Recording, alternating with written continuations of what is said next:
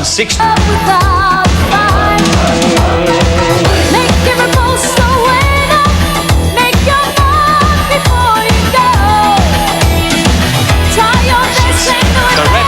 For three, and he loves that shot.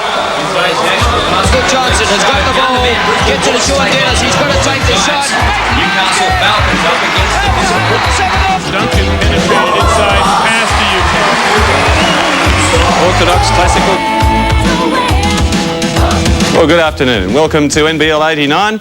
A great weekend. Week 20 of the competition that was disrupted to some extent by the airline pilot strike and also by the Boomers game against New Zealand, or games against New Zealand. And our first game between North Melbourne and Brisbane saw some players missing from both sides. We'll get to that in a moment, but first let's meet our guests. And well, good afternoon, Glenn Palmer. How are you, Glenn? Good afternoon. I'm feeling a little bit better now, Peter. Had that flu virus going around, but I've turned the corner and ready to go again. And our special guest, Robert Sibley. Robert, big weekend down in Melbourne. I know you had a terrific game yourself, and even though you didn't win, we're going to talk about this game later on, but it must have been heartening for you to finish the season in such good form. Oh yeah, I've just tried to concentrate on finishing the year off, even though we're outside the 5, and you know, it was disappointing that we couldn't get away with a win. Maybe if we had one more big guy, you know, if Larry wasn't away with Australian commitments, we might have done a bit better. Well, let's get over to this game. The North Melbourne Giants are in 5th place on the table and in the 6th for the playoffs. Definitely will be in the playoffs. The Brisbane Bullets playing only for pride. North Melbourne without Borner and Graham. And the Brisbane Bullets, as Robert mentioned, without Larry Sengstock. Winston Crichton has been sent back to the United States. And so the Bullets with a problem, Glenn, particularly in the rebounding section against a team that's very strong on the boards. Yeah, North Melbourne don't lose too much having Ray Borner leave the side because they have got the twin bowlers, Fisher and Dillon there. So there was a mismatch in this side. North Melbourne a bigger team than the Brisbane Bullets, and it forced coach Brian Curl, Rob, to get Danny Morsu back into the side. And even that is not really a real big man, is he, Danny? 6'4"? Yeah, Danny's only 6'4", and you know, I think the game would have been a lot different if, you know, John Dawes didn't fall into foul trouble and I didn't fall into foul trouble so early in the game. With, you know, because we had to rotate Danny in there, you know, which took a fair bit of our size and weight away from us. Well, I can say, Peter, look for the performance of this gentleman next to me in that first quarter, because he really shot the lights out. 16 points and 10 rebounds in the first quarter. We won't, unfortunately, be able to show you that part of the game. However, it's the start of the last quarter. Ronnie Radcliffe also in the second quarter scored 16 points, and Ronnie and Robert have yet to leave the court as we start the final quarter. The Giants in front, 97-86. That will. Bullets again staying with a reasonably small lineup. They don't have many choices, as you say, with John Dorge in foul trouble and Winston Crichton back somewhere in America. Foul on Martin Clark that time. That's his 3rd. First team foul, of course, on the North Melbourne Raging Giants. You see the Giants this time picking up in a zone and a 3-pointer. What a shot from Loggins. It's a good start for this quarter for him. Loggins with 24. He's a man who could change it round. He certainly can, and he's done it more in one game in his career. Inside leader blocked by Morsu. Sibley recovers. It's only 8 points of difference now. Brisbane can just get that little bit closer. Peg away. They don't need to catch it up all in one or 2 minutes. They've got the whole quarter to work with. Loggins dishes back to Radcliffe. Tip in Sibley. Right shoulder to shoulder with the big man Scott Fisher. Sibley came out of the better of that small contest. Dave Claxton and Brian Curl absorbed in the struggle. They haven't given up by any means. The margin's never been all that big in this game. It just is the feeling that North Melbourne has them covered, but that's a dangerous feeling to get, because if you get complacent and a team like the Bullets get hot, but hasn't Wayne Carroll hit some important baskets in this game? He's the hero of the kids at the moment. A timely shot that makes it an 8-point lead again.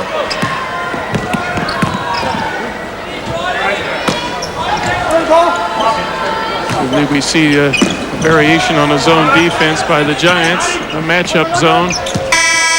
To create confusion, but it didn't fool Greg Giddings. He said, I'm not too sure where to pass. I'll just dribble in for a lay-in here. Oh, Sibley, an unintentional foul there. But no, it wasn't called. Almost a contact. Sibley keeps it alive. Acrobatic work. Morsu on Fisher. Well, great luck for Danny. And Fisher's got just over the top of Brent Giddings for the rebound. Like about a head. I think North Melbourne needs to score here. Sibley now playing in the middle of that zone. Fisher can't find it. Getting with the rebound. Radcliffe comes out with the ball. And again, I think we're seeing the development of a momentum for the Bullets. North Melbourne slightly back on their heels at the moment. Not finding much efficiency at the offensive end. Screen and roll with Morshu missing the jump shot. Fisher with the rebound. North Melbourne would like a fast break here to break the shackles of some inept offense. Fisher three-pointer doesn't go. Tip in leader.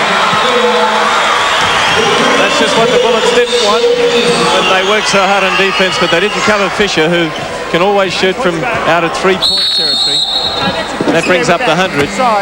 101 to 93. It was a foul on Mark Wright as Greg Giddings goes to the basket. You can see the push from the side, no question about that. A foul for good measure, a little hack.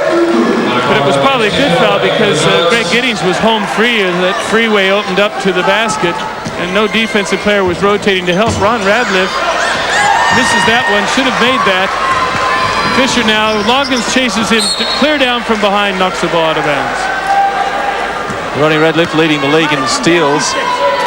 With great hands, despite being on the wrong side of 30. Well, that's arguable, isn't it?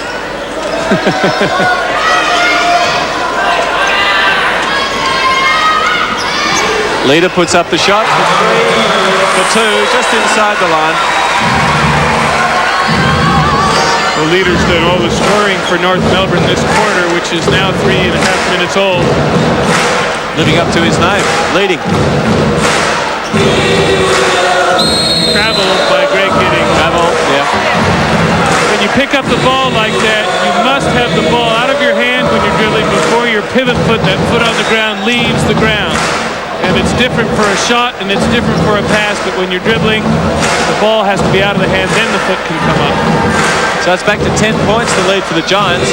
Fisher keeps it in play, back to Leader. He dishes off to Carroll. That shot goes astray. And the Bullets retrieve it through Loggins. Giddings. Plenty of defense. And it was Leader who gets the blocking foul. Actually, Clark Leader acknowledged that. The down referee under the basket didn't see it. His angle was cut off, but you can see the trail official in the middle of your screen did see the push-off. Leader smiling. He knew he'd done wrong. What great refereeing these two officials are showing us tonight. There's been very little controversy, and that's tough in a game if there's not controversy. Every time the whistle goes, there's usually controversy. That one was another fairly straightforward call on Wayne Carroll. One more, it's 1-1. His third, that's the fourth team foul on North Melbourne. Brisbane with none, so they have an advantage in the foul count. Giddings. That's a hold, Leroy. You're pushing him out. Well, you can hear that. Leroy doesn't like it, but again, it's fairly obvious.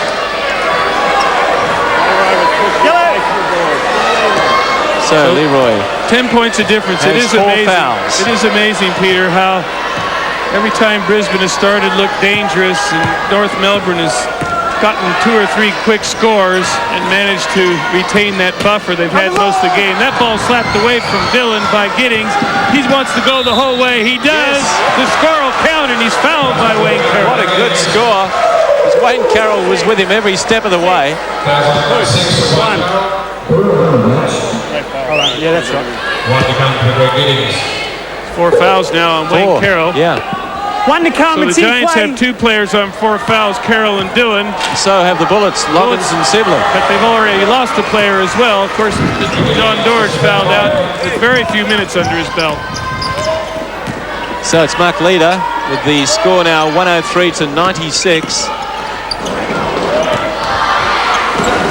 Inside to Big Tim Dillon, and he puts in the layup. I said earlier that hurt them when Dillon had to go take a rest because he picked up his 4th foul, because he was the man that had been hurting the Bullets so bad inside when they were in that zone, and he proved why that time. Loggins to Radcliffe. running the offense. The shot doesn't go down from Fox. And away they go again. North Melbourne on the fast break. And Fisher off Leader's pass. Misses. Leader gets it though, and he puts it in off the glass.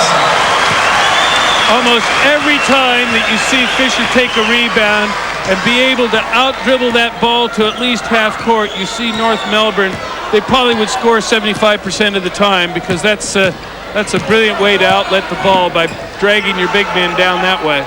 You don't have to tell us. We're sick of the sight of it. He did have a big game when they played up in Brisbane. He was sensational that night. I don't think I've ever seen a player at the end of a game who played so hard, looked so fresh and enthusiastic as Scott Fisher did in Brisbane on that night.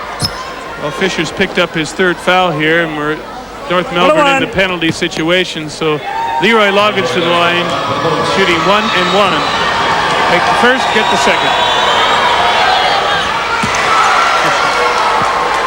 25 points in the game now to Loggins.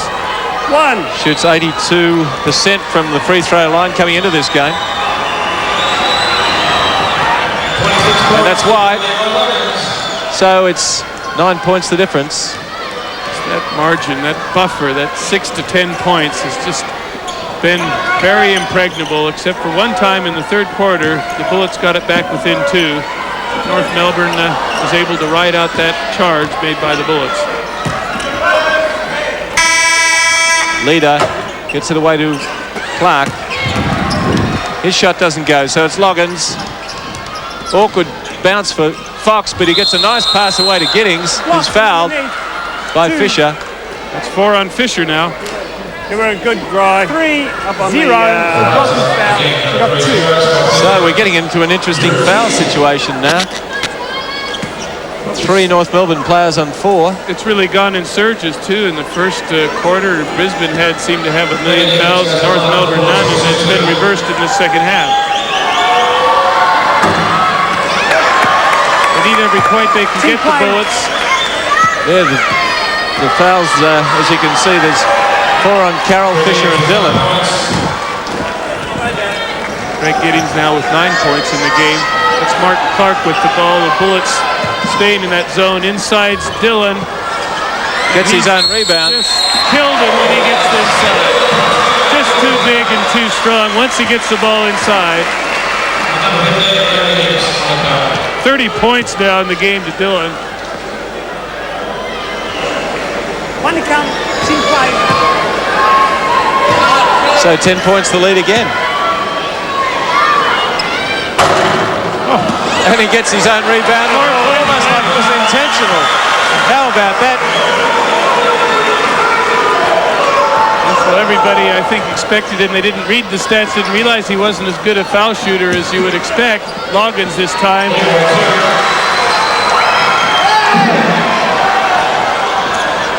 Brisbane picking up, pressuring up. 10 points in arrears. 5.5 minutes remaining to play. Plenty of time for the Bullets. But they've got to stop North Melbourne getting inside the zone. When they do, either Dillon or Fisher punish them. The old 1-2. 12-point lead for the Giants. Brisbane's main hope seems to be that the Giants will lose a few players fouled out as Sibley goes under the bucket. The baseline bandit strikes again. It's been a bit quiet in the last few minutes, but that's 26 points for Robert Sibley. And plenty of boards as well.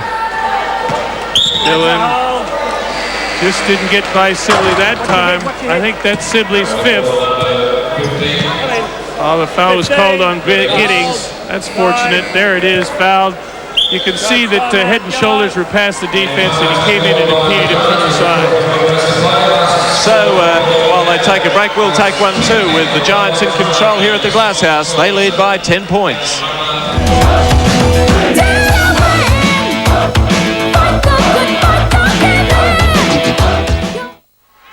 Welcome back to the Glass House, where it's still 113 to 103. 4 minutes 46 left in the game, and 3 of the North Melbourne Giants, Fisher, Dillon and Carroll, on 4 fouls.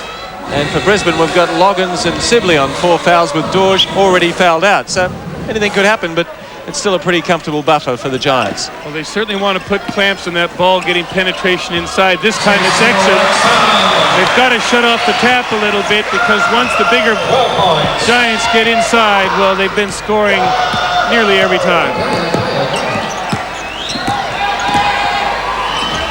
Robert Sibley dishes off to Greg Giddings, and he puts it in. What a game Sibley's had. 28 points he's got. Leader now, that's Dillon. Exum now trying to post up inside. Leader, that's a two-pointer. Well, if one of them isn't hot, somebody else is. It's a great team effort by the Giants. They're very efficient that way. If when you think you get a handle on their danger points, somebody else bobs up. Fisher now picking up Radliff. It's a mismatch of sorts of speed against size. Well, there was a mismatch with Fisher and Radliff contesting the rebound. Looks okay with Radliff's dribbling, but when it's a test of strength, well, not much of a contest there. Martin Clark getting a big hand as he comes off. You see the Bullets now changing their defense. They've picked up man-to-man. They have to do that just to apply a little bit more pressure. There's still going to be problems in there. Greg Giddings, and that's an interesting one if we can see on replay. Giddings trying to help from behind. He established his position after Dillon went up to catch the ball. Now Dillon, once he's left the ground and gets the ball in the air, is entitled to land unless you're in that position ahead of time. And that was the call there. It was a good pass too. There's another good pass. Exum took it well. His shot's an air ball. Loggins. This is money time for Leroy, but he crosses straight the ball to Fisher. And Fisher won't miss from here. And that makes it 119 to 105. And they've got it again. Fisher again getting the rebound, but Giddings has in turn got the ball back. Those couple of turnovers have really put the Bullets into a dire situation. All of a sudden, they're 14 points down with just 3 minutes and 10 seconds remaining to play. As the Bullets call a timeout, and Brian Curl looks to generate that last-minute defense that will shake loose the ball, come up with some turnovers that will allow them to sneak back into the game. The Giants 119, the Bullets 105 at the Glass House. We'll be back in a moment. So the Bullets doing it pretty tough. Danny Morsu played very little part in the game. We may have mentioned before that Robert Sibley and Ron Radliff played all 48 minutes of the game, and so therefore they were getting a bit weary. And Robert Sibley had been on 4 fouls since just after half-time, so he had to be very cautious and fell out of the game somewhat in the second half. But let's rejoin the game with the Giants leading by 14 points in the final quarter. In the game, and a comfortable 14-point lead for the North Melbourne Giants, even though they've got 3 players in foul trouble. The Twin Boulders, we interviewed them at the top, or we mentioned them at the top of the program. They've accounted for 60 points in the North Melbourne total. Fox loses the ball, it's tipped away from him, comes off the foot. It's been a pretty good effort by the Bullets without... Well, Sibley and Loggins have virtually matched them point for point in the totals. I suppose it's been the other players that have chipped in for the Carrolls and the Leaders and the Exums that have made the difference. Radliff misses a three-pointer. Ball comes loose to Sibley, and he scores. I like Ronnie Radliff's little 360-degree around the back before he put the shot up. Big game by Sibley. That's his 30th point. Pressuring man-to-man. Fisher goes backdoor on Loggins. Doesn't go. Oh, that ball Bodies came up everywhere. like Giddings on the fast break. Giddings will go all the way. And the foul on Leader.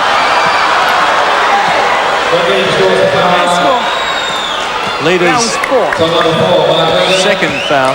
That ball rolling around on the ring looked like grease in a ring. Greasy Went Pete. down, yeah, started to go down. Said, no, I don't like that. Exum diving for the ball there. Good endeavor. Can't get it. Tries to impede Giddings, but Giddings streamed past him and now is at the foul line. What a good job Cecil Exum's done deputising for Ray Borner. As Giddings puts the shot in, and that's back to 10 points, the difference again. Giddings with 10 points in this quarter. Exum difference again, 10 points. Certainly the Giants have not been able to shake off the persistence of the Bullets. Exum. Lost a lot of height, but standing on his knees. 3-on-1. Bounce pass from Loggins to Sibley, and Sibley's 32 points. No peaky pass and behind the back pass from Loggins. So only 7 points, 8 points the difference. What a change in the game. Just when you think it's all over, they're coming back. A minute 50. Of course, they still have to do some fairly spectacular hard work on defense to shake the ball loose, but the Giants still aren't home. Brian Curl might be looking disappointed, but I can tell you as a Queenslander, I'm proud of the Bullets because they haven't lain down, but it would have been fairly easy to take that easy path. They've kept coming back. Robert Sibley having an outstanding game, certainly key to the Bullets' persistence. That's a holding foul on Loggins. Loggins is gone. That's his fifth. Oh, that's the second player fouled out for the Bullets.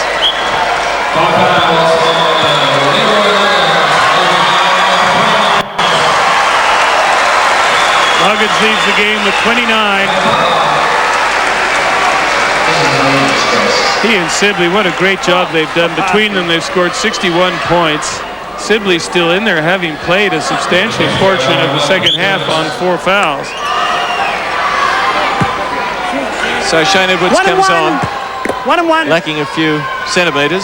Well, they've got 4 guards on, so you can really count on the Mosquito fleet going to be out there, going to launch some 3-pointers, and then they're going to play that harassing defense all over the floor.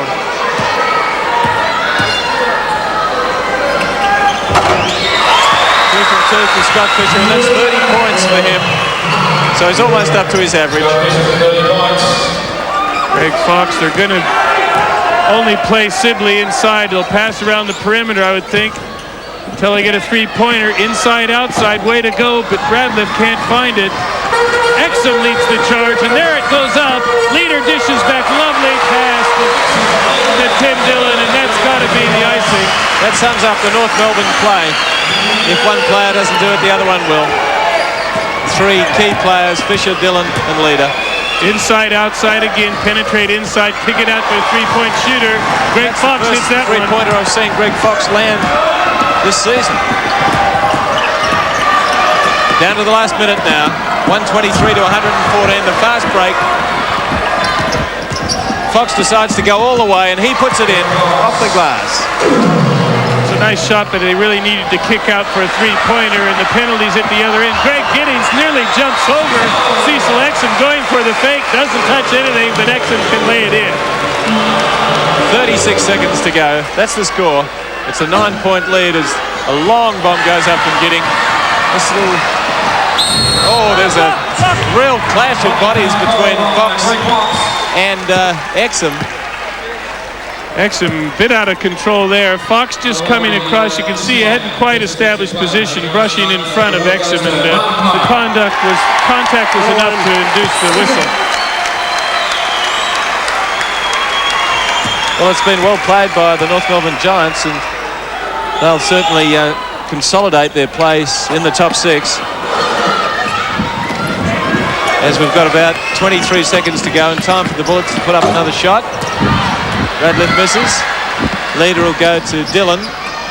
Back to Exum, but he's been harassed by Greg Fox. Well, the way this tempo's been played over the last 2 or 3 minutes, there may be 14 seconds, maybe time for 3 shots. North Melbourne won't be holding on to the ball here. I think if they get a quick win, they'll take it. There it is there. Exum to the hoop. So Cecil Exum having a good game, 16 points for him, and Greg Giddings puts up the last play of the game. So the Bullets go down fighting. Final score 127 to 118, and North Melbourne have their 14th win of the season and consolidate their spot in the top 6. A fine performance by them, and even though they missed 2 of their Australian boomers. Well played, North Melbourne. And well played to the Brisbane Bullets, and well played to Robert Sibley. Let's have a look at the final stats in the game. Fisher and Dillon were the outstanding scorers once again, predictably. Martin Clark, perhaps a surprise, he chipped in with 19 points, and Robert Sibley 32 points and 19 rebounds. That's the MVP for the game. Congratulations, Rob. Leroy Loggins, 28 points, and Ronnie Radcliffe, 23. And as I said, Sibley and Radcliffe played all 48 minutes. And after the game, Bill Palmer caught up with Bruce Palmer. Let's go to that interview.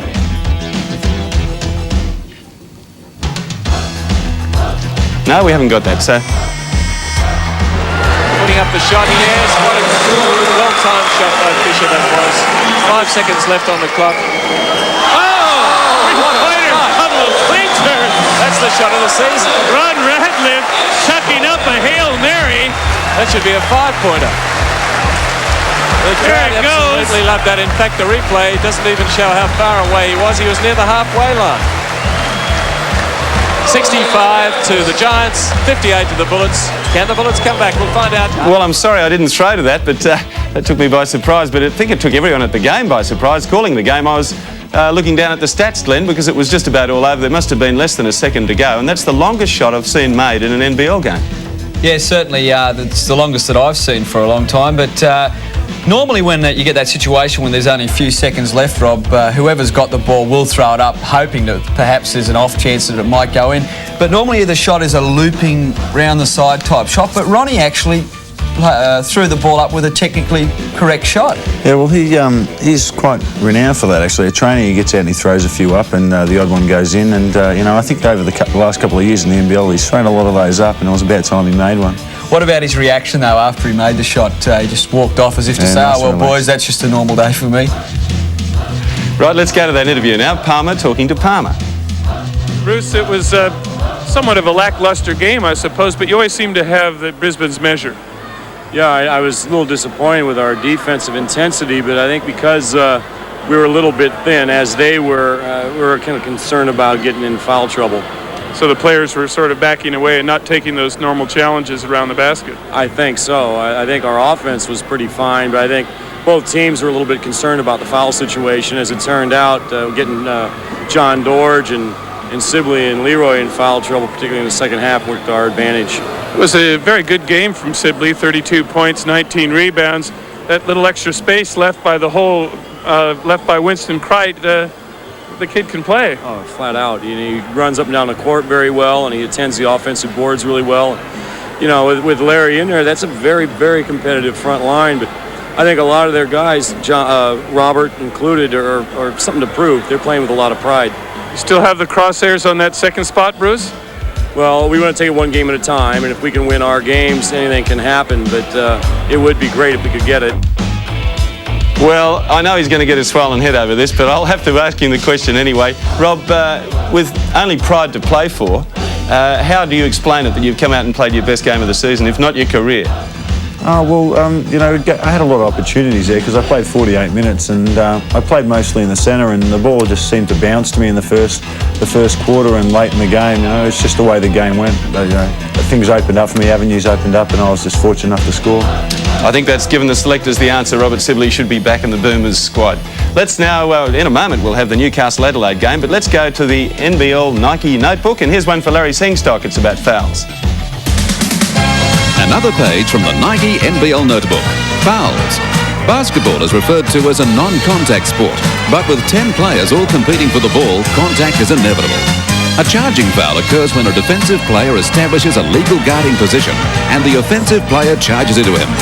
A foul still applies when the offensive player is in the air, and if the ball goes in the basket, the score doesn't count. Sorry, James.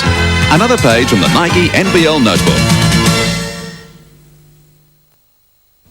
Well, Newcastle may be the bottom team in the competition, but they're still of some nuisance value, and they proved this against the Adelaide 36ers last night when they met them in Newcastle. The 36ers, who'd lost the previous week to Hobart, this time were without Mackay and Bradkey, two of their Boomers players, and so that really affected them against a side that has great scoring ability with Everett and Johnson, in particular, the dangers. So let's go to the final quarter in Newcastle with the Falcons leading by 82-78. Telecast right throughout South Australia as we come down to the wire now, the final term in the match between the Adelaide 36ers and the Newcastle NIB Falcons. Your South Australian team is going to take part in this year's finals. The Falcons are going to make it a little bit tough for you in this final quarter here at the Newcastle Sports Entertainment Centre. Green now with a shot, makes the basket, and the Adelaide 36ers senior players, Dave, were really going to have to come into their own here.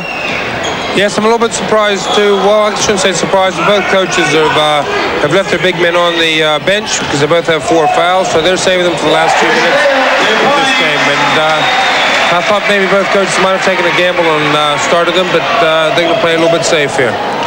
Ninnis with the ball now. Traded baskets at the start of the final term. Nelson to Ninnis. Looking inside to Green. Gets it Green. Signals Nelson to go around. Now Ninnis back with the 3-point attempt. Makes the basket, Scotty Ninnis. Great basket indeed. And all of a sudden it's a 1-point game once again. The Falcons lead 84-83. Here it is again. Green now gets the ball back out to Ninnis. Plenty of time, sets himself the youngster and drops it in the hole. Turnover at the other end as Green brings it back now for the 36ers. Props gets the ball to Orlando Phillips, who nearly turns it over. Chris Dill takes it out of court. And the 36ers will inbound as the substitutions made for the Adelaide side. Daryl Pearce coming in, replacing the veteran Peter Ally. What sort of instructions, Dave Ankeny, do you think Coach Ken Cole would have said to his young charges at the start of the final term? Well, he's just saying, boys, you're playing much more intense. Let's keep that up because that was lacking the first half of the game, and as long as I keep hustling on defense, these two have the chance. 2 points count. Grant Kruger gets the foul, and Scotty Ninnis will go to the line to add the extras as the Adelaide 36ers take the lead once again. Well, crucial 5 points so far, possibly 6 for Scott Ninnis, the last 2 times down, put Adelaide into the lead, and that's the end of the game for Grant Kruger. A nice touch there from Orlando Phillips as he shook hands, and a pat on the rear from Al Green saying maybe on a couple of those occasions you're a little bit hard done by, but well hassled, and you really got the Falcons back in the game. Let's have a look at it. Scotty Ninnis taking the drive. Well, I'll tell you what, Grant Kruger didn't move there. He just held his position, and again, I think that he's probably a little bit unlucky there. Scott Ninnis, as we see the score now extended to a 2-point lead to the Adelaide 36ers, 86-84. Bill Jones back in the game for the Falcons.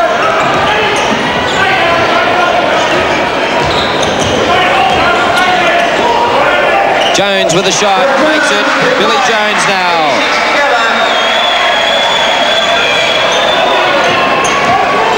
An important 2 there for the Falcons there. I think they had a little bit of a lull, and they needed 2 points to just reassure themselves they're in this game. Phillips can't make the basket. Gets a very strong offensive rebound. Knocked away by Jones. Gets it again. Shades of old George Morrow that used to play here for the Falcons, and the Falcons back in possession. Bit of an ambitious pass over Mike Johnson, and it comes off the foot of an Adelaide 36er, so it's Newcastle ball from the side. So the crowd really warming to their task here now. Johnson to Everett. Everett in space. Green in attention. Everett with a shot. 28 points so far in the match. Tapped away by Daryl Pearce to Dwayne Nelson. He did it well to get it back. Now to Ninnis. Tries to get around. Still goes for the shot. Can't make it. Everett with the rebound. Quickly breaks out now to Sean Dennis. Props. Plenty of time, Dennis. He's a good 3-point shooter himself. Now he has the shot. Can't make it. Another strong rebound there by Phillips. Daryl Pearce says, let's settle it down a little bit as Al Green decides to take the ball instead of referee Paul Bill. Ninnis now. Looking inside for Nelson. Back to Pearce. Pearce, a man that can really put a nail in the coffin of any team if he decides to start to shoot from outside, but they're working well inside as they do it again. This time Phillips misses the shot. Knocked away by Everett from Dwayne Nelson. Dennis combines with Michael Johnson for 2 points, and all of a sudden the Falcons are back in front by 2, 88-86. And here we see Sean Dennis come up, and what a great pass there. He knows Mike Johnson has the height advantage over the 2 smaller players, so he quietly unloads the ball too. Phillips makes the basket this time. All tied up at 88 all. Gary Fox has Mark Davis on the sideline, just stretching, knowing that he has to inject Mark Davis into the game at some stage. On 4 fouls, Michael Johnson to Everett, who was calling for the ball. Screen set by Jones now. Everett out to Chris Dill. Chris Dill, plenty of room for the shot, can't make it. That's short. Picked up by Ninnis now. He breaks out. 2 Adelaide 36 into 3 Falcons. Green props, dummies, gets the basket. That's the mark of a champion. 2-point lead to the 36ers. Jerry Everett, 3-point attempt, lips out.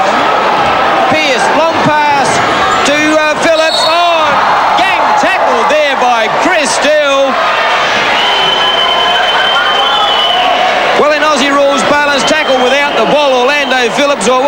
He had it. Chris Dill knocks it away and throws him to the ground.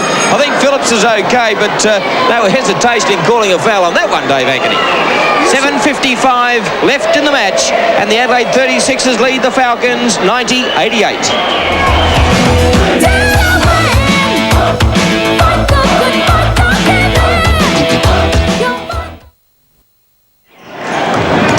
5 minutes to go in the match now. Ninnis inside to Phillips, who's back on the court, gets the shot, can't make the basket. Good rebound by Bill Jones.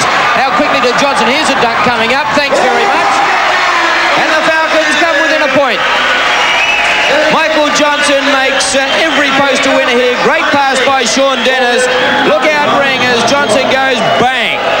Coming once again, the head-on shot. Michael Johnson, great authority here, goes high and slams it away for the 2 points. At the other end, Orlando Phillips gets 2. So the 36ers out by 3 once again. In a game that's been highly entertaining, it's anyone's ball game at this stage. Everett to Dennis. Let's hope the Falcons don't fall into the same trap as last week, just shooting from outside as Jones tries to get one. Johnson taps it on to Phillips' foot, and the Falcons will inbound.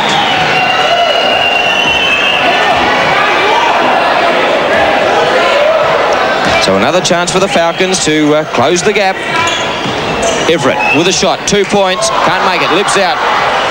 Super rebound by Mark Davis, and Daryl Pearce says, let's settle it down a little bit, boys, and just go for the shot. Pick our shot. Ninnis. Screen set by Phillips. Quick hands through Green and Pearce. Ninnis gets the ball back inside to Davis. Defence by Jones. Davis, fall-away jumper, can't make the basket. Rebound by Chris Dill. Good defense by Bill Jones there, 4 fouls. He knew he really couldn't go after Davis, and he played with his head that time. Sean Dennis, 3-point shot. He can't make it. Easy pickings for Al Green. Offloads the ball to Davis. Rejected by Bill Jones. Just near the ball off course a little bit, enough to get the Falcons back possession. Smith. And let's see Bill Jones come back. And let's see if the ball's in a downward flight. No way. Great block, Bill Jones. So the Adelaide 36ers, after the foul by Michael Johnson, will bring the ball in through Scott Ninnis. Around 3 minutes left in the ball game. There's only 3 points in at anyone's game. Newcastle must play good D each time down here if they want to get back into this game. 3 minutes left and down 3. They've got to stop them once or twice and not let them trade basket for basket. Davis, great basket. 5-point gap. And that's the century up for the 36ers. 101-96. Sean Dennis for the Falcons now. What can they do? They've got Johnson on fire. Everett's played a great game also. Johnson now with a 2-point shot. Overshoots, does he? No. It comes back into play. And Michael Johnson gets the bucket. Good work by Ninnis now. Quickly inside to Phillips. Phillips with a gentle little roll into the basket. Good play by the 36ers to get that ball down the court quickly. 2:24 left in the match. Still plenty of time for the Falcons. Everett now. All away himself. Brilliant basket, Jerry Everett. A wall of defenders around him, but somehow Jerry Everett got through. Here it is again. Davis, Phillips, Everett goes straight through the hole and gets the basket. Daryl Pearce, the Iceman, comes up short with the 3 points. Bill Jones offloads to Orlando Phillips, who gets the 2 and will go to the line to add the extras.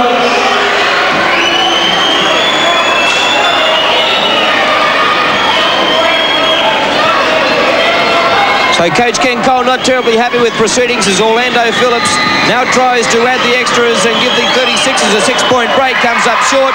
Everett with a rebound.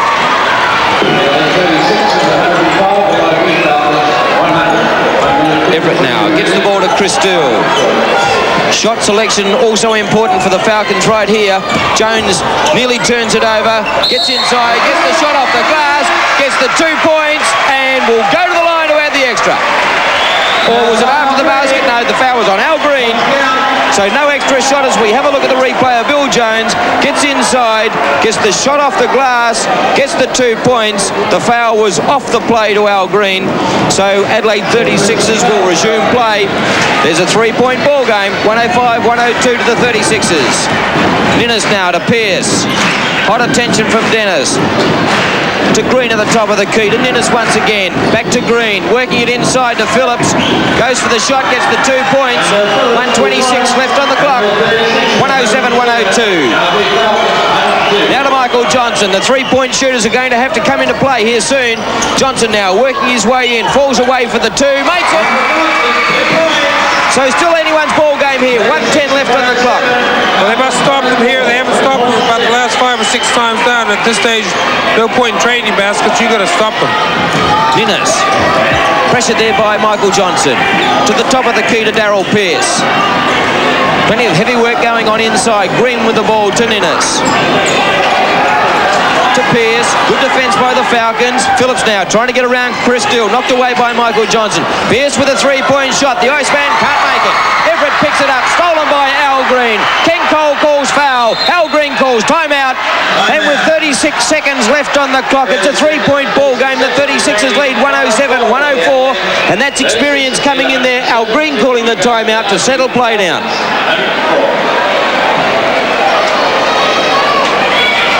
Well, this is a chance here after this missed shot. This is a chance for the Falcons to come down and tie the ball game up. Look at Al Green. He sneaks in there and steals the ball off Everett.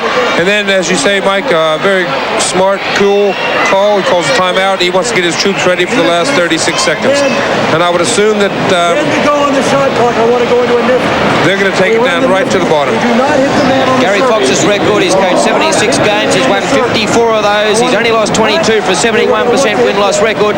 That's not bad in this very, very tough National Basketball League. Well, that's Coach Ken Cole. He's certainly trying to G his troops up. He hasn't got too many options left here. 36 seconds left on the clock. It's a 3-point ball game.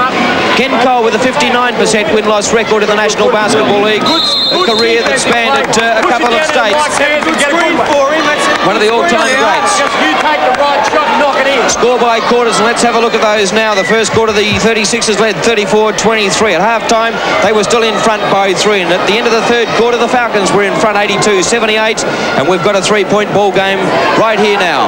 36 seconds left on the clock. Darryl Pearce inbounds to Al Green. The Falcons have got to really be tight here.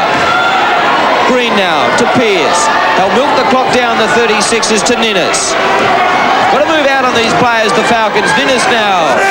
No fouls needed here to Pearce. The crowd trying to G the local team on. Mark Davis in possession.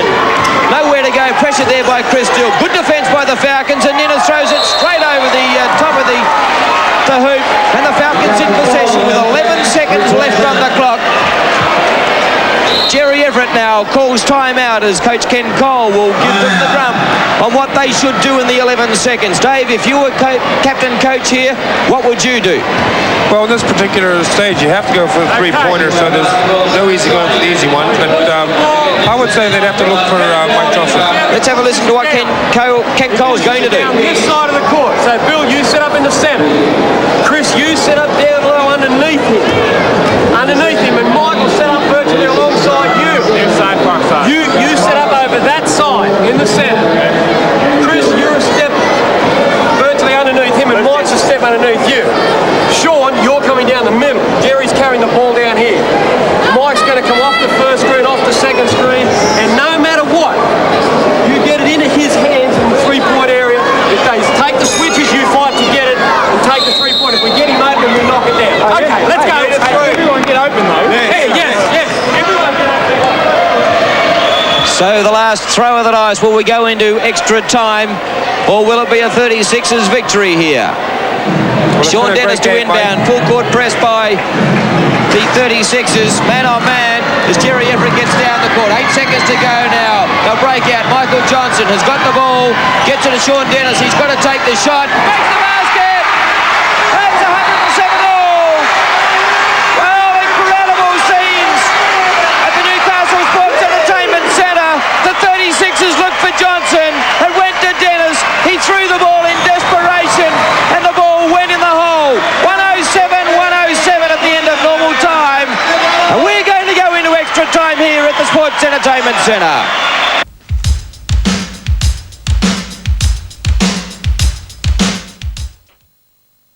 Let's have a look at the Newcastle Falcons bench now as they watch the shot from Sean Dennis. They just erupt here as the ball goes in the hoop. They see it, they erupt, and it's extra time here for the Falcons. Here's the shot. And what a under pressure shot for Sean Dennis. But I'll tell you what, nothing but net. And he had two blokes on him, and what a great pressure shot from Sean Dennis. Let's go, finish him now. So 5 minutes of extra time here. I doubt very much whether either team will play it any differently from the way they played the final term. No, I'd agree with that, Mike. And I almost said it earlier before the game finished. What a fitting in, because it's been a great game and both teams have really battled hard. And I think in overtime is a just reward for the fans that have sat through this great game tonight. Well, the fans that are here have certainly enjoyed an absolute classic between the 36ers and the Falcons. Bill Jones, Mark Davis, both on 4 fouls, still on the court. Their presence is going to be very important in this next 5 minutes. Here we go. Mark Davis wins the tip-off to Ninnis. Green inside to Phillips. Rejected by Bill Jones. Everett in possession now. Gets it to Johnson. The Falcons players are keen. Everett off the glass. Tapped in by Billy Jones. The Falcons in lead. Well, Bill Jones had 2 great blocks, really game winners. And there we see him come in for a great tip in here from Jerry Everett's shot. And hasn't he lifted himself with 4 fouls. And then we see the pass from Everett. We see the shot go up, off the ring. And who's there but number 7 for a beautiful tip in. At the other end of the court, the 36ers have pinged for being inside the key longer than 3 seconds. The Falcons back in possession. A chance now to stretch their lead. Chris Steele to Jerry Everett with the ball.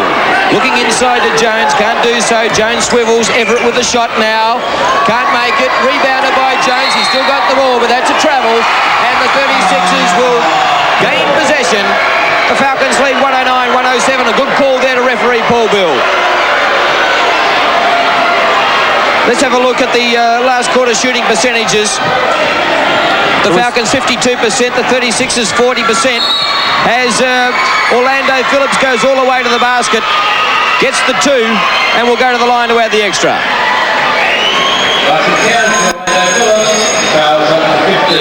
And again, we see a nice little bounce pass into the Phillips. Geez, Chris Steele out of position there, just had to reach in for the foul, but Phillips had an easy game inside as far as getting plenty of ball near the hoop.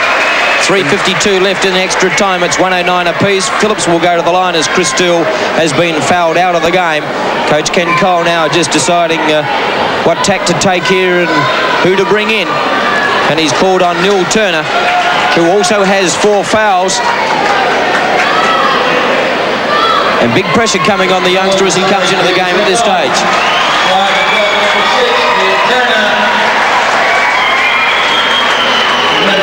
How hard is it, Dave Ankeny, after you've been on the bench for some time to come into a game in a situation like this? Well, it's not easy, that's for sure, because poor Neil, I don't think he's been in on the second half, and at this point of the game, with the scores all tied up with 4 minutes to go, he's got the pressure on. But he's a young player, and he's got to learn to live with the rules of the game. That means pressure all the time. Phillips gets the extra. The 36ers lead for the first time in extra time. Sean Dennis now. Johnson, heavy pressure there from Darryl Pearce. Screen set by Turner. Out to Jones. Jones looking to get inside. Goes all the way himself. Tries to get the offensive rebound. Can't. Neil Turner got a hand on it. Jones gets the ball back somehow. Gets inside. Off the glass. Gets the 2 points. Falcons back in front. 3:29 left. Adelaide had an overtime game last week against Hobart down at the Durban Entertainment Centre and lost that one to Hobart. And this is the second overtime game in 2 weeks. Great basket there to Orlando Phillips. My heavens, nothing against Phillips, but geez, he's camping in there quite a long time tonight, and he's doing it easy. Michael Johnson with a shot. He can't make the basket. Neil Turner's in there. He can make the basket. Falcons back in front. 113-112. All the leads changing hands every time it goes up the court. Green to Ninnis. 2:50 left. Pearce at the top. Inside to Phillips. He's been brilliant in there. No basket. The Pushing foul's being called on Phillips. Turner stood his ground, and the Falcons back in possession. Orlando Phillips, third foul for the evening. The Falcons to inbound from the side. There it is. Certainly a judging foul by Phillips. And I bet Neil Turner's heart was in his mouth then as the call was made. But the youngster did all right on that occasion. Everett with the ball now. A chance for the Falcons to extend their lead. Crucial time here too. The Falcons get a basket here. It really puts pressure on Adelaide. And let's see what they can do with the ball. Billy Jones. Shot by Jones. Makes the basket, Billy Jones. There would be nothing Billy Jones would love more than chalking up a victory for the Falcons over his former club. The Falcons by 3. 2:09 left in the match. Darryl Pearce now, the Iceman, can level things. He can't make it. Rebound by Everett. Everett now to bring it out. Big chance here for the Falcons to close this game down somewhat. Michael Johnson with a three-point attempt. Can't make it. Rebound by Mark Davis. Has still in the hunt here the 36ers. 1:48 left in the match. Al Green, quick pass into Davis inside. Turner knocked it away. Rebound by Jones. Gave the ordinary pass to Sean Dennis. Wasn't needed. Orlando Phillips gets the 2, and it's a one-point game to the Falcons. 1:15, 1:14. 1.5 minutes left. Here's the silly play. Davis puts the shot up. Rebound was made. The pass wasn't on, and the Falcons turn it over. Dennis to Johnson now. To Jones. Tried to get around Davis. Nearly turned it over again. Big blocks there by Davis and Orlando Phillips. It'll be interesting to see who the foul's on. The foul's on Mark Davis, and that's number 5. Bit of a reach there. Again, a bit unlucky on that one, I feel. Well, in actual fact, that must have been Mark Davis's 4th. As the basket goes in the hole, and the Falcons by 3. 1 minute left in the match. 1:17 to 1:14.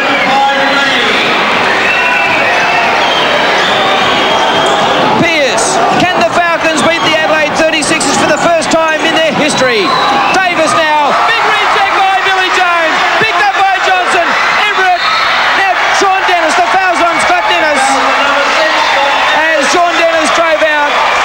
The 1-on-1 situation applies. The Falcons lead by 3 with 48 seconds left in the match. Let's have a look at that reject once again. And Bill Jones again, what a great play. Look at this. Whack right back, and these aren't 4 fouls. Don't forget that that's 3 great blocks he's had. Sean Dennis makes the first. They lead by 4. 89 free throws, 23 from 28. Makes the second to Sean Dennis. That gives them a 5-point gap. 48 seconds left in the match. They just need to hang on to the ball, the Falcons. Adelaide in possession at the moment. Green brings it up the court. They need to work quickly, the 36ers. Great individual skills by Al Green for 2. Man-on-man defence now. Jones to Everett. 33 seconds left in the match. It's a 3-point game. 1:19, 1:16 to the Falcons. Everett with the ball. They'll try and shut things right down here, the Falcons, although they must take the shot. Everett now. 20 seconds left in the match. To Jones. To Sean Dennis. 15 seconds left in the match. Sean Dennis now. As the clock winds down. 10 seconds. Sean Dennis for the basket. Makes the basket. That's the ball game for the Falcons. 1:21, 1:16. 2 seconds left. Timeout called by the 36ers. Timeout called by the 36ers with 1 second left on the clock. The Falcons lead by 5. 1:21 to 1:16. And listen to that crowd.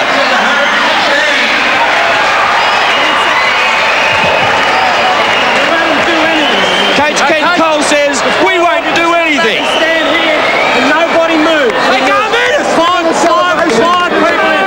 Hey, let's 5 people in the middle of the key and let them throw the ball up. It's over. It's up here.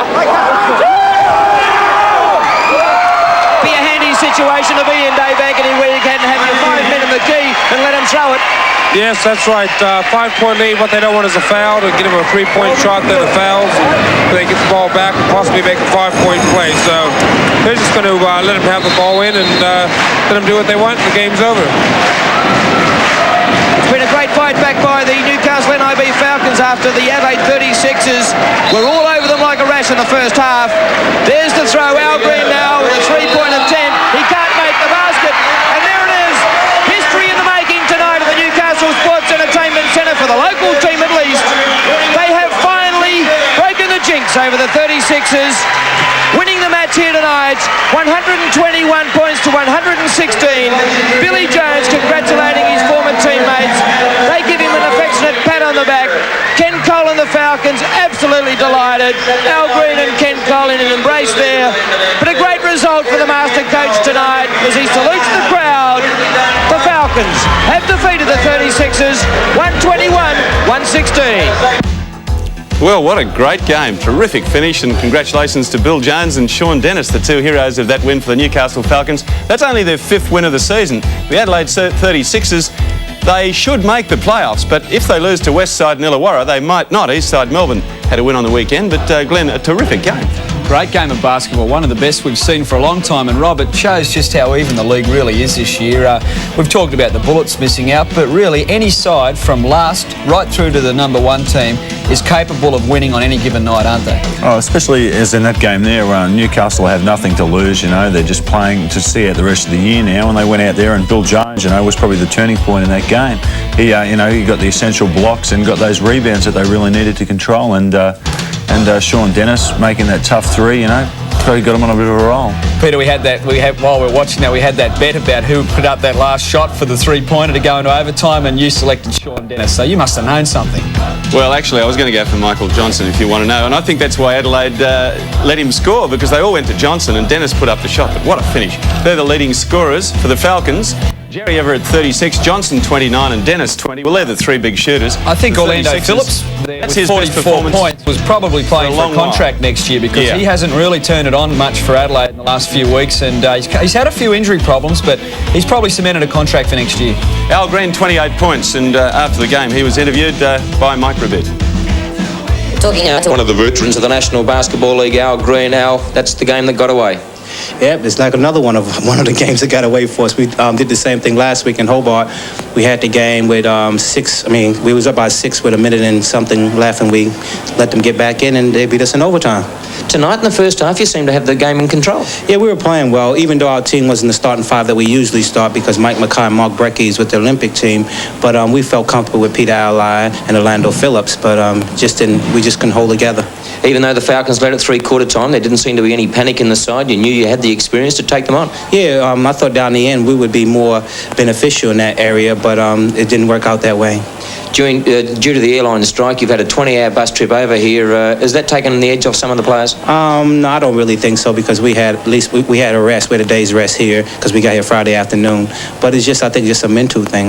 You drive that long, and then you come out and you in a bed where you're not used to, and you get out here and play. But I don't use that as an excuse. You've got Illawarra and Westside Melbourne left in the minor rounds. 2 games that you must win now. Yeah, I don't know. Do we deserve to be in it? That's the whole problem now, that we're starting to doubt ourselves. And really, I think we will fight back, and we'll try. That's all we can do. Al Green, all the best for the finals. Thank you very much. Well, Perth had to travel to Eastside Melbourne via Auckland. We'll see that game after this break.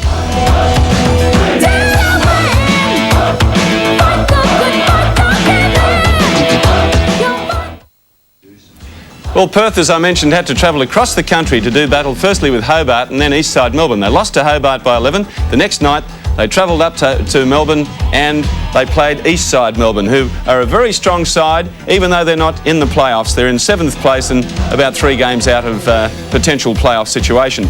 But they've got some dangerous shooters there, Glenn, with Duncan, Lockhart, and the best rebounder in the league in Dean Uthoff.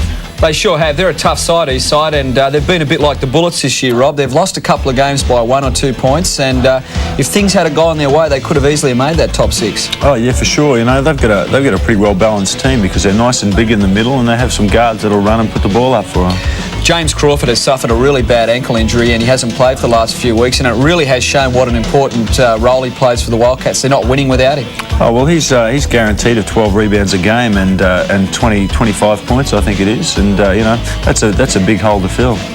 Well, it's all Eastside. They led by 14 at half-time, and they lead by 30 as we start the final quarter. Let's see if the Perth Wildcats can get back into it. Cal Bruton, no doubt, is very determined. Dean Uthoff's had a marvellous game. Perth was outscored 29-13 in that quarter, and that says it all. Yes, it was a 6-point split at quarter time, 14 points and then 30 points. Wildcats need for their guards to really get hot. try and stop this dominance that east side have had with Arnie Duncan and Lockhart and Uthoff inside. It was a good trap at half court on Paul Hodgson, induced him to throw the ball away so that the Wildcats aren't going down with a bite or a scratch or two. Tiny Pinder's called for an offensive foul. I think the players thought it was out of bounds. He's cleared him out. That's his 5th foul. There. As Ian Watts deliberates on that one. I thought it was his 5th foul. Maybe it was his 4th. Here it is. 4th according to the electronic scoreboard. That's a let-off for the Wildcats. They needed that. Perth trying to trap on the ball. Hodgson a bit in that trapping situation. They want to spread out a little bit. They make the passes too long. They're going to be aiming at intercepting angles, and that's the second time in a row that their defensive pressure has caused the Spectres to turn the ball over. Ellis goes down, does the score count. Score counts. The charging foul's called on Ellis. Score count. Let's look at it here. Ball out of his hand, just out of his hand before the contact was made. Good call by the official. If the ball had still been his hand when the contact was made, the score would not have counted. That's okay. The Shane Froling had established position and stayed in the vertical plane. Perth at this stage just applying a lot more defensive pressure. So that's another problem. Probably a shame for them that they didn't come out cranked out like this in the 3rd quarter, because it's just a long way back now, 28 points. Utah moving on Pinder, can't find it. So Perth gets a chance to chip away at this lead. Perth have got a couple of players in 4 fouls now, Pinder and Ellis. Utah flips the ball out to Lockhart. Lockhart across to Duncan. Duncan has the ball knocked out of his hand by Robbie Dempster, who... You're right, that's why I called blue. Robbie Dempster says, you must have seen that. And referee Ray Hunt said, I did. That's why I'm giving it to blue. And you heard it all. Lockhart very quiet after his 22 points in the first half. Having said that, he's on 28 from 2 3-pointers, and there's another one.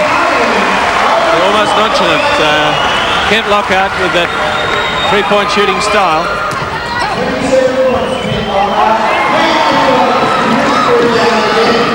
.27 now to Lockhart.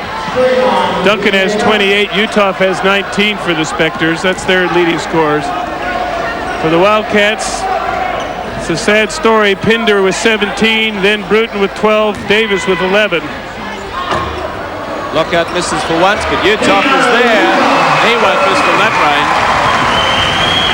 And they're 98 now to 65. Oh, a lot of venom in that pass from Mike Ellis. You see the look in his face as he fired it in. And so did Tiny Pinder. Pinder now leading scorer for the Wildcats with 19. Wildcats 31 points in arrears. Arnie Duncan has played magnificently tonight. In fact, there hasn't been a bad player on the court, the Spectres. 10-point, 10 How many times have we seen them milk it down to that? Lovely wrap around pass by Duncan. That was a spectacular pass. Wrapped it around the body of his defensive player, and Uthoff scored. 23 points now to Uthoff. Trevor Torrance. How many times have we seen the Spectres do this? Perth extending up their defense again. There's the trap between Bruton. Hodgson passes out before the trap can close. Duncan weaves his way in. Inside to Lockhart. Has his shot partially blocked. Still with it. Uthoff's fouled him. I think that's his 5th. It is. It's on 7. Yeah. He's done for this evening, Dean Uthoff. 5 fouls, 23 points. And I'd be very surprised if he didn't have 20 rebounds. What a great game. And he's really sealed it up then, Uthoff, even though he's off with still quite a while to go. 8 minutes 24. 100 plays 70. Steve Lenarden in the game in his place. Bruton. The back. Two. Steve Lenarden's an interesting player who was Rookie of the Year a few years ago, but strangely, Bill seems to have gone off the boil as we watch this replay of Cal Bruton going up to put the shot up.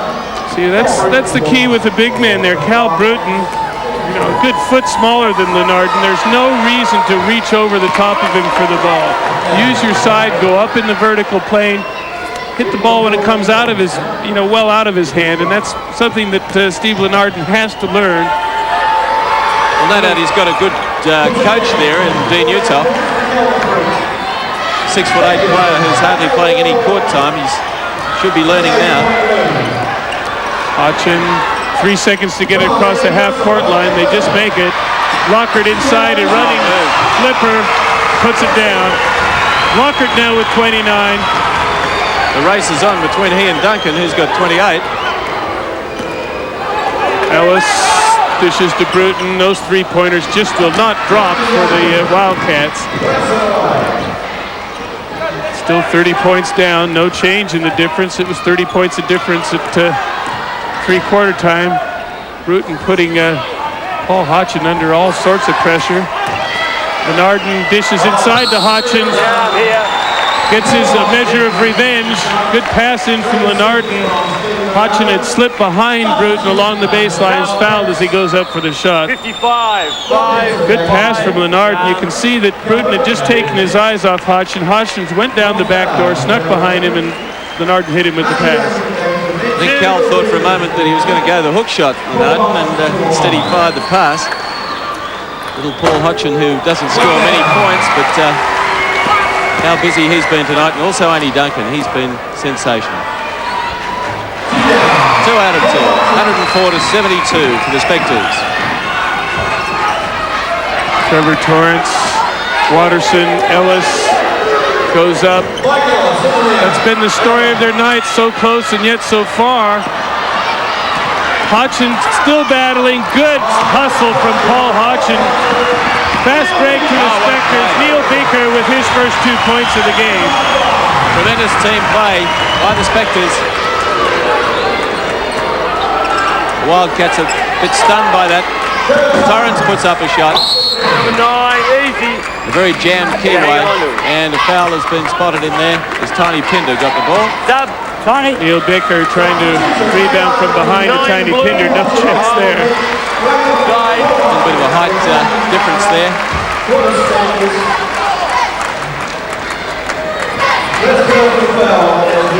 So the Perth Wildcats will get the ball from the side. I'm sure Alan Black is philosophizing at this stage that this is just one of those games. It happens to even the best teams. They just find a team that's full of fight and on fire when they're at a low ebb, and that hasn't been a very happy weekend for them, has it? I suppose it's difficult coming across the continent under normal circumstances, but they've had some real problems in just getting across to the eastern states. Lockhart. Rolling. The arms. The foul just as Froling was in the act of shooting, and it was number 4. That was Torrance. Shane Froling going to line to shoot 2 foul shots. There always is a trouble with Perth. They're pretty inured. They were very lucky, I think, this weekend as compared to last weekend, because the 8 of the players and the coach got an executive direct from Perth to Hobart, but the rest of the team and the managers and assistants and so forth, they had to go via New Zealand to Melbourne. Well, even that would make it tough, wouldn't it? Because you break the team up, and some players are more tired than others.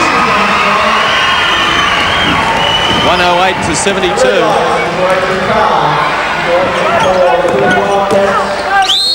I'm behind. And it was Kent Lockhart behind. 4th personal foul. So, gee, we've got a lot of players on 4 fouls. Here it is. Don't break the line. Watterson, very bright little foul board up there. It looks better than my Christmas tree did last year. Cal Bruton. Ellis, a 3-pointer must drop surely for the Wildcats eventually. Pinder and Lenarden bumping Wade in there. Good pass from Watterson inside to Torrance. Good heads-up pass. So So 2 points to Trevor Torrance, takes him to 17.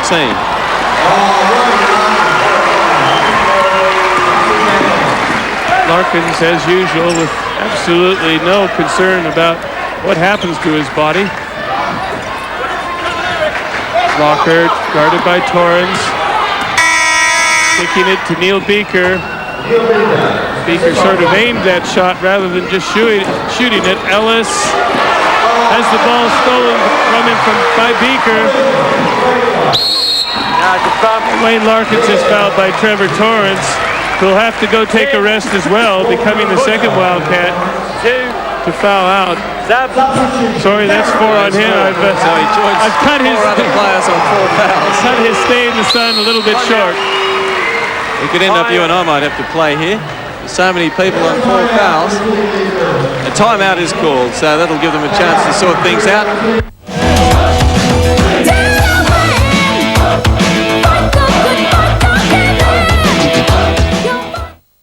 Things couldn't be much worse for the Perth Wildcats. They've got 5 players on 4 fouls, and they're down by 108 to 74. That's 34 points. Good job, Peter. I was worried about your arithmetic there. I'm terrible at arithmetic. I always have to add those things up and do a quick calculation. Well, really, it is a high fouling game. Spectres also, that's 26 fouls for the Wildcats and 21 for the Spectres.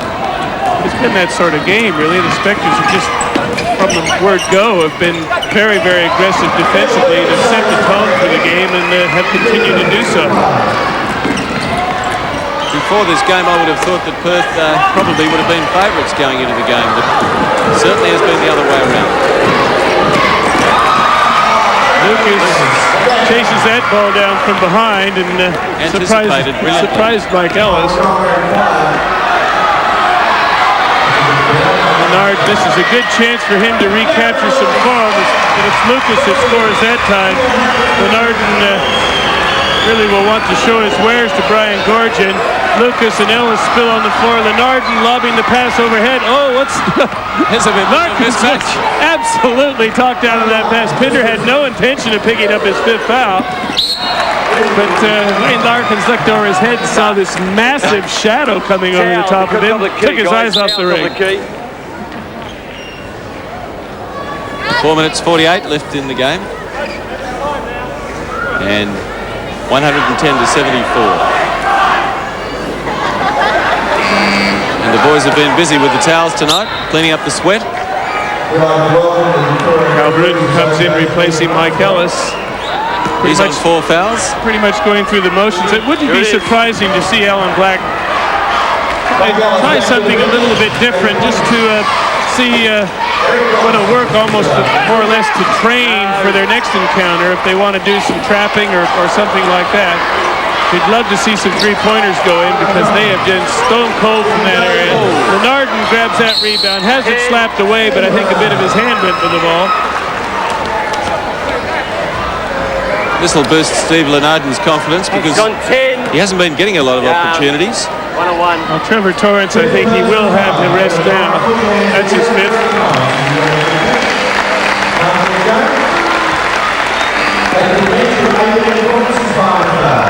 Both teams in the penalty situation, so Steve Lenardon will walk the 94 feet to the other end and shoot a 1-and-1. So Trevor Torrance out of the game. 5 fouls. Stop. You can have it. 17 points. 1-1. Lenardon hasn't scored in this game. The only Spectre that has hit the court that hasn't scored still hasn't. The ball's bounced out. Frawling's kicked it out of bounds. Looks bemused, but seemed pretty clear. There certainly wasn't a Perth player within distance to do that. Cal Bruton at the top of the key. Setting it up. Spectre still sitting back in that zone. They're going to sit there, and they've been able to sit there because the inability of the Wildcats to hit an outside shot. Neil Beaker with the rebound. Those 3 points don't drop. You really play into the hands of a team that wants to sit back in a zone. Pinder with another rebound. I bet he ends up very close to 20 rebounds as well. Well done, Wayne Larkins. got a hand to that ball and knocked it away. Saved a certain basket. Had a tremendous game, got the better of Cal Bruton, a much more experienced opponent, and Watterson at the moment on him. Robbie Dempster enjoying some court time. Lucas dishes it back to Foley. 10-second warning buzzer. Finds the front of win. Another rebound to Pinder. He's been huge on the boards. The damage has already been done. Bruton keeps control of the ball miraculously. Steve Davis can't clean up. Ball still loose. Who's going to get it? There'll be a foul out of here eventually for sure. Stacks on the middle. It's not Perth's night, is it? That ball just didn't want to go in. There was glad wrap on the rim. Steve Davis ends up out of all this. Loose ball. No fouls there. You can see, Steve Davis just diving over the top of Steve Lenardon. Again, that'll be a one-on-one situation for Lenardon at the other end. Well, that tackle would have done credit to our hero in Brisbane, Wally Lewis. Rugby League final. Let's have a break with the Spectres leading 110-74.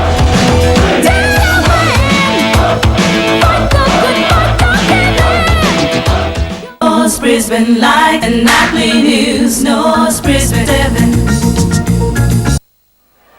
And welcome back to the Glass House, where Steve Lenardon is going to the charity stripe. 1-on-1 for a 1-and-1.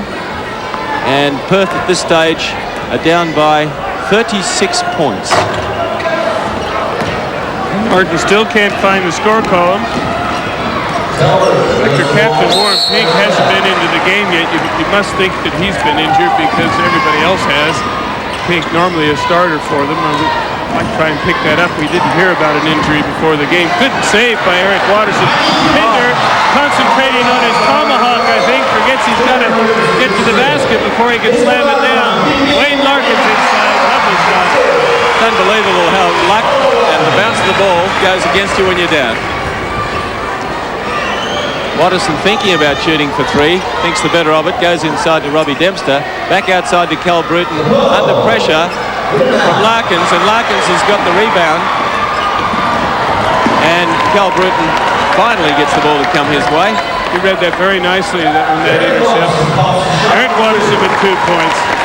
Watterson, that's 4 points now in the game for him.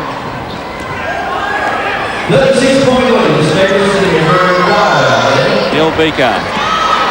He misses. That's another. No, it's Lenardon. I don't think Lenardon's going to get 2 points from that either because he's barreled into Robbie Dempster and called with an offensive foul. Although the penalty situation, an offensive foul, the penalty is that you lose possession of the ball. There's no shooting foul unless it's deliberate, which is very rare, so that we won't see foul shots in that situation. Dempster's stripped of the ball. It's happened a lot tonight. Gee, the fouls are just mounting and mounting and mounting. 1-1. One of the foulest games I've seen all season. Eric Watterson's now got 5. So he's the second one saying bye-bye. 4 points. Well, the game really was out of Perth's reach before these fouls reached their galactic conclusion because really was lost in that third term when they were outscored 29-13.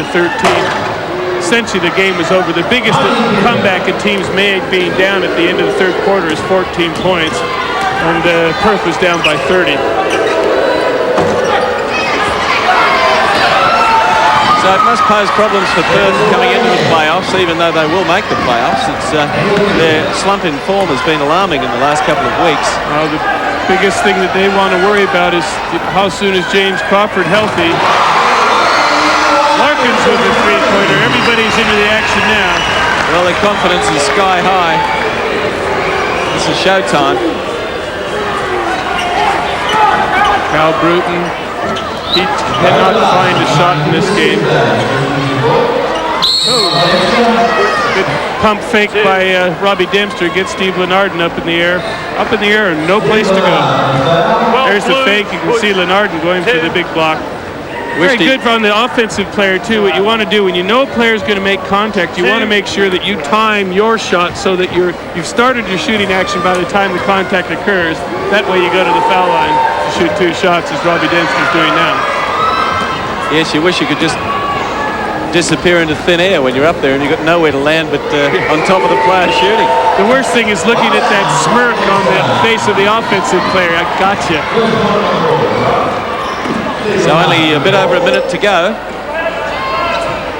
For the Perth players, I think they're looking forward to the final siren. Tiny Pinder is going to have... Oh, Larkins! What a steal. Stop the show.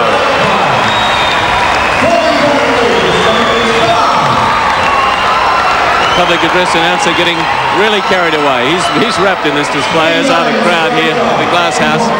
We're into the last minute now. 13 points in the game to Steve Davis. Larkins up over the top. He's hot. That's 10 points, double figures for him. Cal Bruton. Lenarden crashing to the deck with Cal Bruton. What a testimony to the character of Cal, though. In an absolutely hopeless situation, he is not giving up. He's driving every bit as hard now as he was early in the game. That's his 5th foul. And the character of the man speaks volumes, and he'll be back. He's just had an off game, as most of his teammates have. He joins Trevor Torrance and Eric Watterson on the bench with 5 fouls. Here it is. And sit and watch his teammates finish off the last 27 seconds. And Fred Ellis comes on in his place. Whoa. It's going to be out of bounds. It's the only bad pass I've seen from Larkins tonight. So the turnover back to the Perth Wildcats. Can they score a consolation basket at the end of the play? Not a good pass from Robbie Dempster. Ellis draws the foul from Larkins. I'm sure that both teams, both coaches, everybody here would just like that whistle to stop and let the game end with 11 seconds to go. I think that man there, Alan Black, and his assistant coach, Glenn Ellis, would be quite happy to leave this arena. It's like the Doomsday double in reverse. We always talk about how difficult it is for the Eastern States teams, but you have to feel sorry for Perth doing the reverse. Well, Perth has to leave Perth to do that trip across the Nullarbor 6 or 7 times a year. Each team only has to do it once. That's a very good point, yeah. 9.2 seconds in this game. Dean Uthoff with a wry smile. He's made his contribution. Yes, an excellent contribution. Uthoff, 23 points, and as I said, he must have had 20 rebounds and sat out for about a quarter. The players will not let this game end. Come on, boys. 1-on-1. He's had a great game too, Darren Lucas. He has. He's had a patchy season this year, Peter, but he's the type of player, after being the most improved player in the league, who was injured at the start of this year. He's the type of player that the Spectres really need because of his speed and aggression. He's got all the skills. Very athletic, good physique, shoots well. As soon as I say that, he misses. Not another foul. It's a 40-point lead, just quietly. 2 seconds. See, this is the longest last 10 seconds in all time. You're used to long last 10 seconds when the scores are tied, but when there's 40 points of difference, you think the players would just let it go. 1-on-1. Interesting when you think back to the very first round of the season, I think it was when Adelaide blew Perth away. Remember, that was about a 30-point defeat of Perth, and they bounced back and really regathered their poise. This is just an off game for the Wildcats. There's just no other way to say that. As I said, they hit the game on a low ebb, and the Spectres can't take anything away from them. They were very, very hot tonight. Well, there's a length of the court pass to end proceedings. And what a great night for the home fans. That's a 39-point victory to the East Side Melbourne Spectres. And they might quit the competition not making the playoffs, but they're certainly not quitting tonight. That was a great performance by them. Bad luck for the Wildcats. And looking at the leading scorers, Kent Lockhart had 29, Arnie Duncan a great game all round, 28, and Dean Uthoff 23 plus 20 boards. For the Wildcats, Tiny Pinder 19, the best of the performers in a disappointing lineup. Cal Bruton outplayed on the night by the very small Mosquito fleet of the East Side team, and Perth have West Side and Illawarra to come, and they'll need to win those two, won't they, Glenn? I think they'll get back together again, Perth. They're too good a side, Peter. I think a lot hinges on James Crawford coming back into the side. They desperately need him for the playoffs, otherwise they'll be the first team knocked out. But I think they'll regroup the Wildcats, and even without James Crawford, West Side and the other team they're playing are really not up there, I don't think. Rob, do you agree with that? Oh, for sure, especially with West Side now. I think they're missing Vince Hinchin as well now. I don't think he'll be playing with them for the rest of the year. And, just with the depth Perth have with Pinder and Davis coming in, they're all capable players. Another factor that we haven't discussed much is the unfortunate death of Scotty Fenton, their guard. That could have had an adverse effect on the team. I thought it maybe have reunited them, but maybe it's really got to the guys a bit too. Oh, yeah, it's certainly a tragic thing to happen, with him and his girlfriend both getting killed in the car accident. And, for sure, I think it'll knock the team around a bit because he was an intricate part of their team. He was playing, some good time there at the end of the year, and they'll miss him. Sure was. Yeah. Rob, can I throw a question at you? You play East Side down there at the Glass House next week. Having seen that game, are you worried? Oh, we've beat them before, and we have the depth. We have Larry back, and we should beat them really. It's just a matter if we play well, on the night we'll win. Well, let's have a look at all the results, Glenn.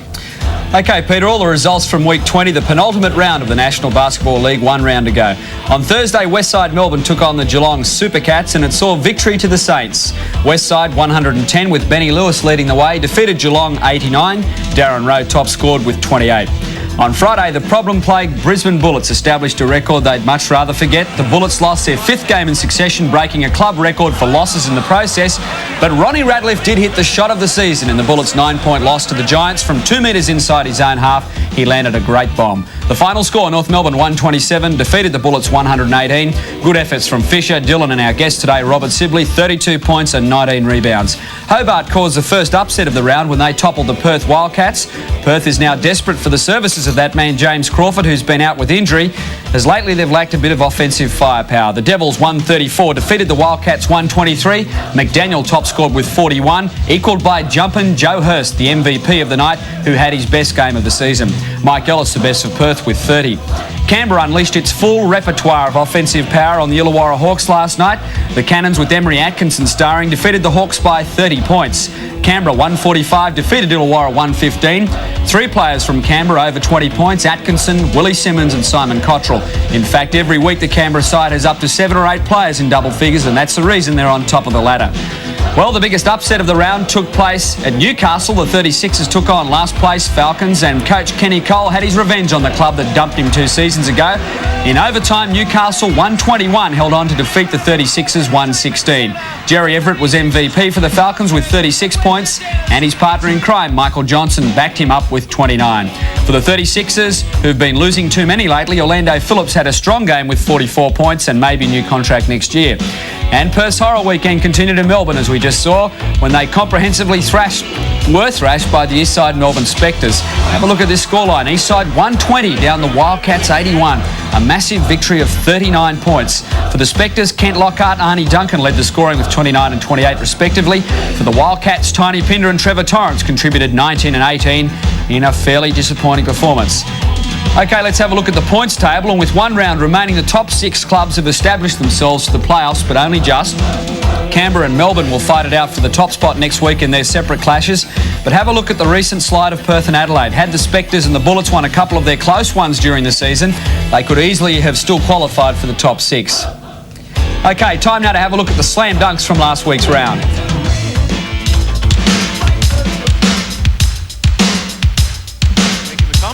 3 slams this week from the same game. The Melbourne Tigers against the East Side Melbourne Spectres. Dave Simmons brings up his first of the game. When he came down, be a lot of mix-ups. Mixed-up defense, that is. And Simmons went up for the dunk, had to be careful when he came down. And it was Dave Simmons again on the end of this nice assist from Dave Colbert. Another slam for the Melbourne Tigers. Passing it to Colbert, who caught it mid-air and flipped it to the outside to David Simmons coming in for the slam. 2-man team in the double. And East Side looks to be on the fast break here. The ball gets steered by Andrew Gage. A long pass back up court to Warwick Giddy. An easy slam. None of these will figure in Bill Palmer's top 6 selection. He tips the ball away, and Warwick Giddy ends up with a slam at the other end. That's right, Bill Palmer, the general manager of the NBL, will pick 6 of the best slams from all the slams we've seen each week here on our NBL show. And there's the prize that we've also seen each week, that magnificent Mazda 626 estate wagon, the great family car, as we'll see in these shots coming up where the kids are in the back. No, we don't see them this week. Well, there it is, the Mazda 626 estate wagon, the prize for our slams. All you have to do is pick your 1 to 6 best slams in the order of Bill Palmer. And there's the MVP award. Scott Fisher's won that one. He's got 12 votes. Andrew Gaze with 10. Fisher can't be beaten. It would have been interesting to see how Gaze would have gone had he not had a few Australian duties throughout the year. But Scott Fisher will be the NBL MVP Mazda award winner. Well, that's all the results from me, Peter, for this week. And we'll have a break, a well-earned break in your case, and come back with the competition in just a moment, the Super Player.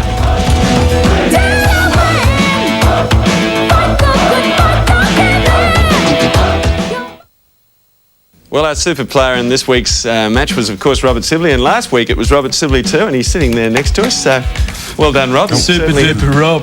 Purple patch at the right time. The winner of the super player competition to win tickets to the Bullets' last home game, which is, of course, against Sydney on Saturday week, is Susan Burkholtz, 13 Charter Street, Alexandra Hills. Will be in touch with you this week. And, of course, you'll win 6 tickets to that game, an autographed basketball, and go into the main draw for 2 tickets to the grand final, wherever that's going to be played. And you send your Sunday Mail super player forms to this address. That's the Bullets North Melbourne match coming up. Well, that's the one that we just had played down in Melbourne, of course, with Robert Sibley, the super player, and send it to locked bag 8873, Post Office, Brisbane 4001. And by the way, don't forget that there's a terrific camp coming up for kids in Toowoomba over Christmas time, the 16th to the 22nd of December. And that's being run by Pop Dickerson, with a lot of stars going up there to help with the coaching. And you can get your entry form from Hungry Jack's stores.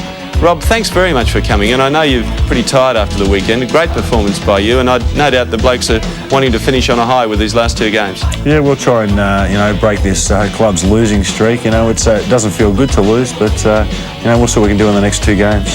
Thanks, Rob. Thanks, Glenn. And that's all from us. Don't forget the footy. The Bears against Carlton at 5. Paddy Walsh with all the news tonight at 6.